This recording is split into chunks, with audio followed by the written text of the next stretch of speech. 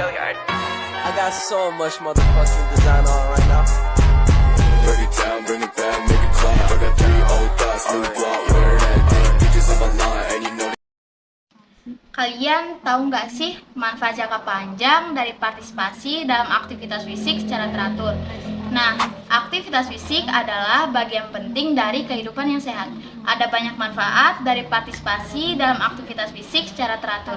Menurut kalian gimana? Daripada bingung, mari kita bahas sama-sama yuk. Assalamualaikum warahmatullahi wabarakatuh. Halo teman-teman, izinkan kami memperkenalkan diri. Nama saya Hania dan teman-teman saya yang akan membahas materi dalam video kali ini, yaitu ada Selviani, Pian, Cici Marcella, Kartika, dan Ininaya. Dalam video kali ini kami akan membahas manfaat jangka panjang dari partisipasi dalam aktivitas fisik secara teratur. Materi pertama yang akan kita bahas terlebih dahulu yaitu aktivitas fisik yang akan disampaikan oleh Selviani. Halo guys, saya Selviani. Di sini saya akan menjelaskan tentang aktivitas fisik. Sebelumnya ada yang tahu aktivitas fisik itu apa? Nah, aktivitas fisik merupakan setiap gerak yang dihasilkan oleh otot rangka dan memerlukan energi. Sebagai gerakan anggota tubuh yang menyebabkan keluarnya tenaga, aktivitas fisik sangat penting untuk memelihara kesehatan fisik, mental, dan mempertahankan kualitas hidup agar tetap sehat dan bugar sepanjang hari. Jenis aktivitas fisik yang dapat dilakukan dalam kegiatan sehari-hari, contohnya seperti belajar, berjalan kaki, berkebun, mencuci baju, mengepel lantai, naik turun tangga, dan masih banyak lagi ya tentunya. Aktivitas fisik dikategorikan menjadi 3, yaitu aktivitas fisik ringan, sedang, dan berat. Aktivitas fisik ringan adalah kegiatan yang tidak terlalu menguras tenaga, contohnya seperti berjalan kaki, menyapu lantai, mencuci baju, mencuci piring, berdandan, belajar di rumah, dan duduk santai. Aktivitas sedang adalah kegiatan yang membutuhkan tenaga terus-menerus seperti berlari kecil, bermain tenis meja, bersepeda, dan lain sebagainya. Sedangkan aktivitas berat biasanya berhubungan dengan olahraga dan membuat tubuh kita berkeringat, seperti berlari, bermain sepak bola, senam aerobik, bela diri, dan aktivitas fisik berat lainnya. Nah, jadi gitu ya teman-teman. Aktivitas fisik sangat penting bagi pemeliharaan kesehatan fisik, mental, dan mempertahankan kualitas hidup agar tetap sehat dan bugar sepanjang hari. Nah, berikutnya materi yang akan kita bahas adalah peran aktivitas fisik dalam kehidupan sehari-hari dan yang akan disampaikan oleh Pian. Halo, saya mau menjelaskan tentang peran aktivitas fisik dalam kehidupan sehari-hari. Peran aktivitas fisik dalam kehidupan sehari-hari, aktivitas fisik baik ringan, sedang maupun berat diperlukan oleh tubuh kalian.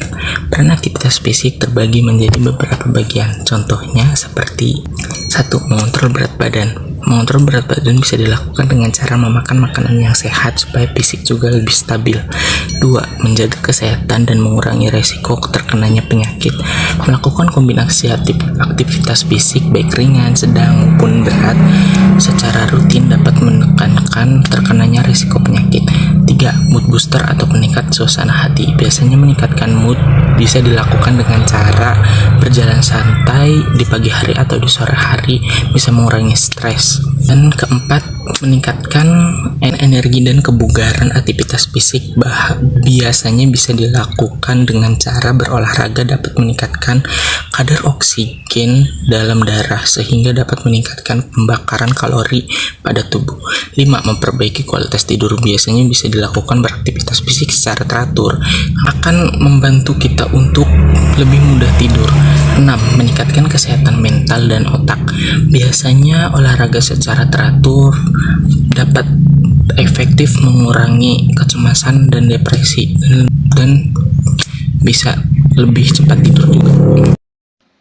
Dari materi yang tadi Pian sampaikan bahwa melakukan aktivitas fisik dalam kehidupan sehari-hari dapat bermanfaat untuk mengontrol berat badan, mengurangi resiko penyakit jantung, meningkatkan kesehatan mental, dan meningkatkan kualitas hidup.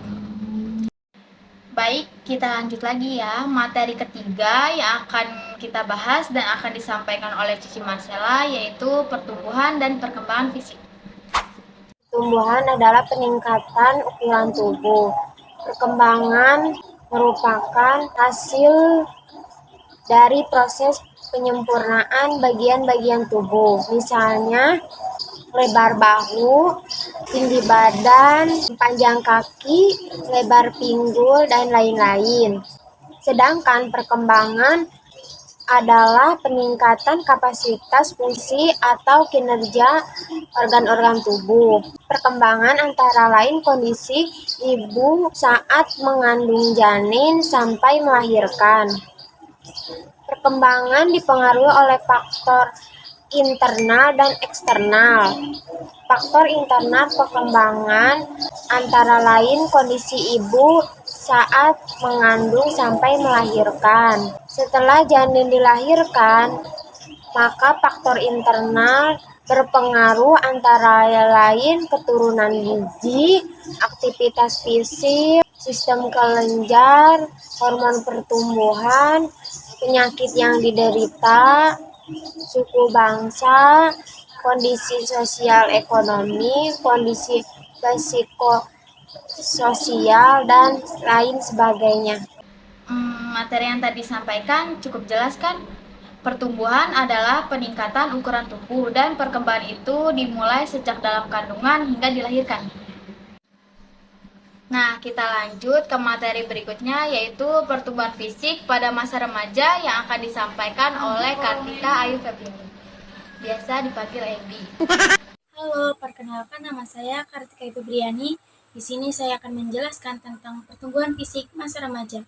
Masa pertumbuhan yang pesat dialami oleh remaja yang ditandai dengan perkembangan biologis yang kompleks. Yang pertama, pertumbuhan ukuran tubuh. Tubuh laki-laki mengalami pertumbuhan lebih cepat dibandingkan kaki dan tangan. Pertumbuhan laki-laki diawali dengan postur memanjang, bahu melebar, dan dada menebal. Pertumbuhan pesat pada laki-laki terjadi pada usia 13-15,5 tahun. Pada perempuan diawali dengan pelebaran panggul, lalu melebar, dan dada semakin membesar. Pertumbuhan pesat pada perempuan terjadi pada usia 11-13,5 tahun. Yang kedua, perkembangan jaringan tubuh. Laki-laki pada masa remaja semakin berotot, sedangkan perempuan semakin berlemak. Hal ini membedakan karakter jaringan otot, tulang, lemak pada laki-laki dan perempuan. Yang ketiga, perkembangan seksual. Masa puber remaja perempuan 2 tahun lebih awal dibandingkan laki-laki. Berikut tanda-tanda perkembangan seksual remaja. Laki-laki, mimpi basah keluar sperma, tumbuh jakun, kumis, dan rambut di sekitar alveolar dan ketiak. Membesarnya pita suara. Perempuan, mulai menstruasi, tumbuhnya buah dada, dan tumbuhnya rambut di sekitar alat pita. Yang keempat, perubahan fisiologis. Laki-laki dan perempuan mengalami perubahan sebagai berikut. Penurunan denyut nadi dan temperatur basah, peningkatan tekanan darah sistolik, peningkatan volume pernapasan, kapasitas vital, dan pernapasan maksimum. Nah, masa pertumbuhan yang dialami oleh remaja bisa ditandai dengan perkembangan biologis yang kompleks, pertumbuhan ukuran tubuh, perkembangan jaringan tubuh, perkembangan seksual, dan perkembangan fisiologis. Untuk teman-teman yang masih nonton video ini, tonton sampai habis ya. Masih ada 2 materi lagi yang akan kita bahas. Pada materi kali ini, kita akan membahas perkembangan kemampuan fisik pada masa remaja yang akan disampaikan oleh Ini Naya.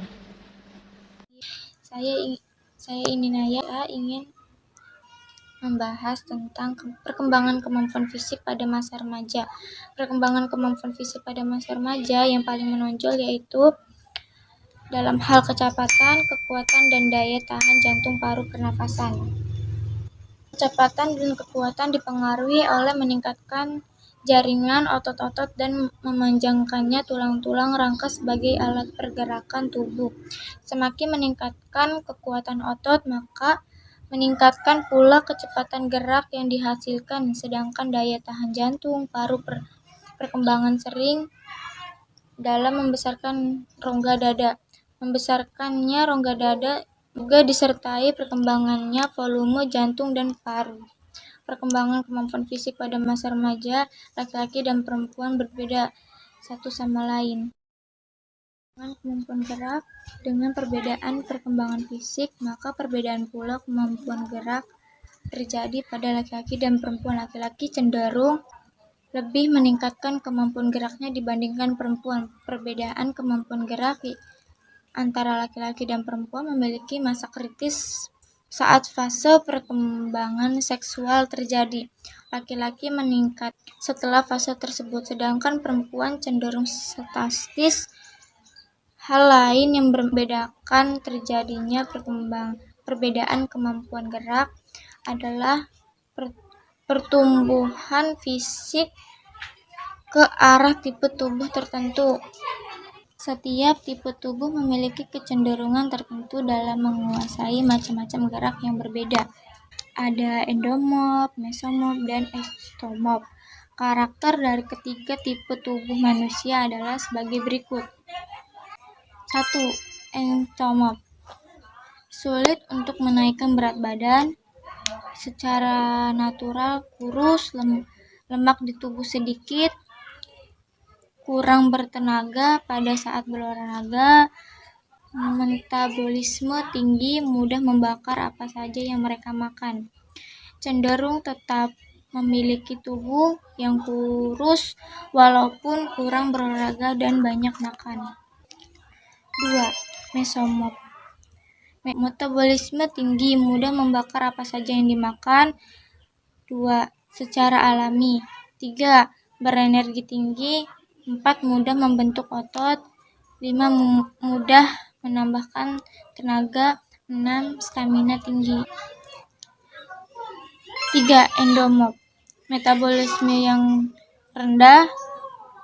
2. Sulit untuk menurunkan berat badan. 3. Menaikkan berat badan. 4. Mudah tertidur, kurang berenergi, dan cepat lelah. 6. Sangat mudah menambahkan lemak dan tubuh saat berhenti olahraga. Perkembangan kemampuan fisik pada masa remaja yang paling menonjol yaitu dalam hal kecepatan, kekuatan, dan daya tahan jantung. Adapun karakter ketiga tipe tubuh manusia yaitu ektomorf, mesomorf, dan endomorf yang tadi sudah dijelaskan oleh Inai.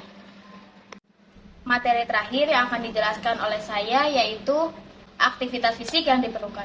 Masa remaja merupakan waktu yang tepat untuk meningkatkan kemampuan fisik, ukuran tubuh, dan menyempurnakan keterampilan gerak melalui aktivitas fisik atau berolahraga. Baiklah teman-teman, setelah menyimak penjelasan dari kelompok kami, sekarang saya akan menyimpulkan dari materi-materi yang sudah disampaikan tadi. Bahwa partisipasi dalam aktivitas fisik secara teratur memiliki banyak manfaat jangka panjang. Aktivitas fisik membantu menjaga berat badan yang sehat, mengurangi resiko penyakit jantung, meningkatkan kesehatan mental, meningkatkan kualitas hidup, dan meningkatkan umur panjang. Oleh karena itu, penting untuk membuat aktivitas fisik menjadi bagian dari gaya hidup yang sehat. Selesai sudah pembahasan dari video kali ini. Mohon maaf jika ada kekurangan. Terima kasih. Wassalamualaikum warahmatullahi wabarakatuh.